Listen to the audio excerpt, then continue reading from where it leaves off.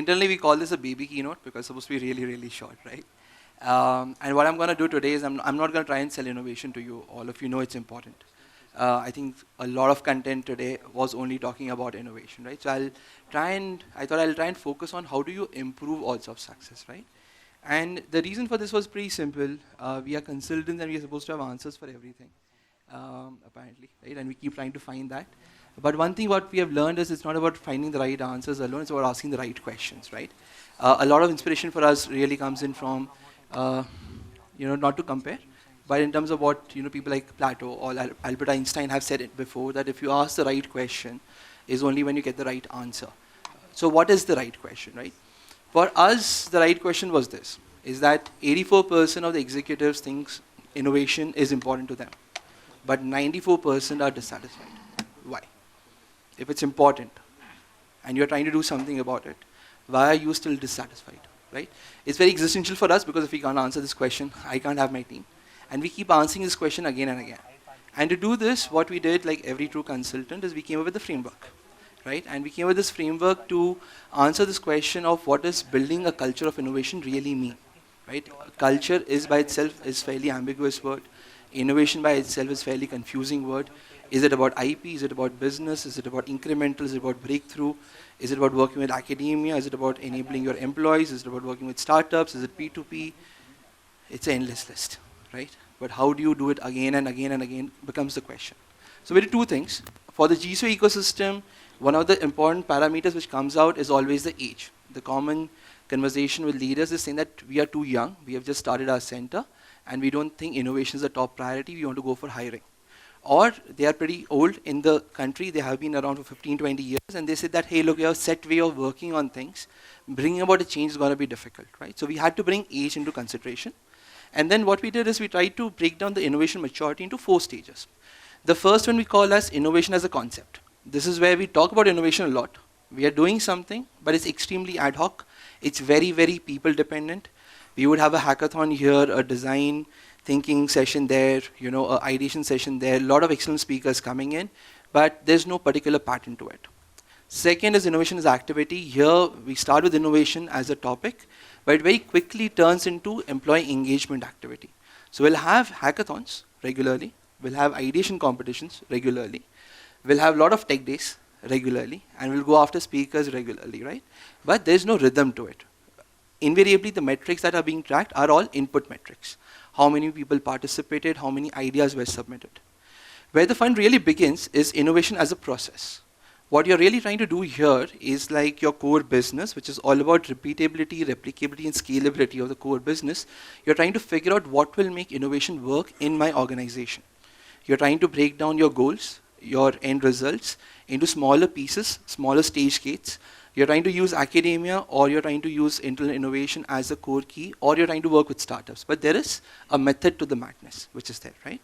And the key part here is that you're iterating on your processes. It's not just one process, the process itself is being discovered and being iterated on. And then finally, what you have is innovation as a culture. These are a group of companies who have portfolio of success stories. And these portfolio of success stories is expanding year on year. It's not a success story once in a year or once in 2 years or once in 3 years.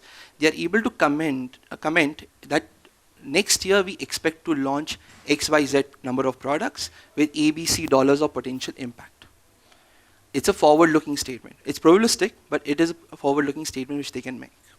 So we took this framework and we went into the GCU ecosystem. My apologies, stages are missing at the bottom. But this is what we found, right? What we found is a significant majority of companies sit in innovation as an activity or innovation as a concept. And very few GCUs actually sit across in innovation as a process or in terms of innovation as a culture. This was important for us to try and figure out 2 very important things. In the morning, we saw a lot of successful stories of GCUs innovating from India, either with academia or with startups or with their peers. So we know it happens. But the question is, why is it still not common? Why do you have to call about it multiple times? Or if you go to your leaders at headquarters, why do they prefer Israel or Silicon Valley over India? Or why is it that they're not ready to deploy more funds into internal innovation process? There is a gap. There's a perceived notion that I'm still not getting what I was promised in terms of delivery. I don't want to possibly invest in innovation. So what is that main reason behind existence of stories, but them still being uncommon? The second part which I would want to highlight here for all of you is this, is that if you see there's no correlation between age and maturity. You have centers which are much more younger, which are already doing some cutting edge work in terms of their innovation mechanisms, right? Just to call out, they are not just building the products they're supposed to build, not just that they are part of any new product launch which happens globally, they are driving the product launches. They are figuring out what next to build out, right? So there is not much correlation in that particular sense. The second biggest thing which came out for us eventually was that budget, right? Do these companies which have innovation as a process or innovation culture have insane amount of budgets? Here's the kicker, not really. But they do give 10x more returns or better impact for the same amount of money compared to their peers. And for us, this again came back to a very simple thing. It doesn't matter which lever you use or how many levers you use. It will be always about how are you executing it. According to us, only 16% of these programs are designed for long-term success, wherein what the work has been done will get compounded over time, right? Until then, the common and typical questions that we keep thinking about would be, how do we engage more employees? How do we get better ideas? How do we get bigger ideas? How do I convert my ideas into deployments? Should I work with startups? Should I invest in startups? Should I work with academia only for talent or research? These questions that you see on the screen are just illustrated, but these are questions I am trying to figure out how to answer. And in the conversations today, I would be listening all to the speakers to also get their perspectives in terms of how they have gone about solving for it. But the fact that these questions keep coming about again and again, year on year, is something which for me is as an ecosystem for us to learn, figure out, and go forward on. And here's our hypothesis, right? That if innovation is this unknown, ambiguous, high risk, possibly high return, if you're going for breakthrough kind of a bit, what we are really doing is you're playing the odds. So if you want to play the odds of success, what is it that we might want to do, right? So there is no silver bullet. There is no ready answer for everybody. But there is a first principle, right? First one for us would be time.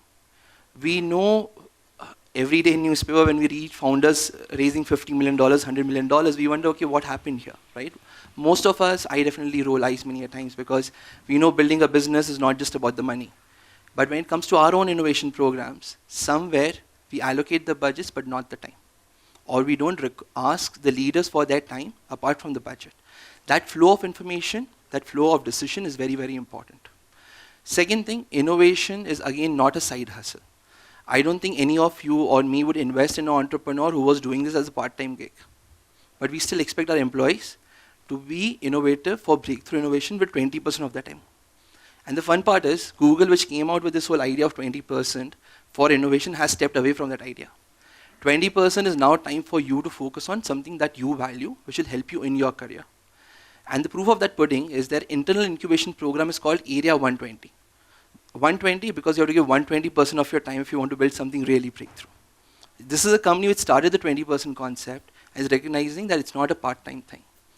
Third piece, levers. These are really, really important. If you are looking for something breakthrough, odds are it may not come from your hackathons. Probability is fairly low. It might require a very different process. Or if you're going to be working with academia, then odds are those projects will take 4 to 6 years of gestation time. We don't want to monitor necessarily the business impact after 2 years. It may not happen, but both of them are valuable in their own sense. So multiple levers are very, very important, and stage-gated approach is extremely important. The next point is that as you're stage-gating, one of the common pieces we have seen in the ecosystem is that we tend to pick up projects. We say, I'll work with 3 startups this year. It's good. It's good to build the muscle, but you can't keep doing it every year. I'll pick up 4 projects this year. You can't really do it because you don't know at what point in time that particular idea will be called a failure. You're dealing with uncertainty, with unknown. So portfolio approach works, right? We have seen unicorns fail. We have seen potential unicorns fail. We have seen seed stage funding startups fail. So why can't that happen with our own ideas? When we make investments, we use multiple assets. Why not with the innovation programs or the innovation mandates that we end up running? The fifth point is extremely critical, is the training is only not for the employees. It's also for senior managers and mid-managers. One of the very, very interesting pieces that we observed was that we assume that the managers or the leadership has stayed in the company for 5 years, 10 years, 15 years and has complete business context. In today's environment, that is not true. So what we are really asking for a person is to judge an idea which could be a breakthrough idea or not a breakthrough idea. And I don't think anybody here wants to be the person in Kodak who said no to digital camera. Right? So what happens? We approve all the projects. Right? Certainly the resources are split across. So the leaders also need the training. They need the training to take decisions in a highly volatile environment where the market is constantly changing, not just the employees. And the last piece would be metrics. It's amazing, very, very important, critical to have a vision statement which would say that I will make $100 million of top line impact through my innovation programs in 5 years' time. But that can't be the only metric. We need both lagging metrics and leading metrics.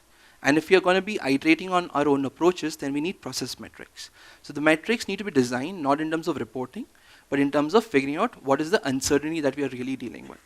Now, these are just few of the points. We have got some amazing speakers coming up. What I love about all of them is that they are operators. They are solving this problem on the ground. They have seen successes. They have seen failures. And if you have questions, please ask them, not me.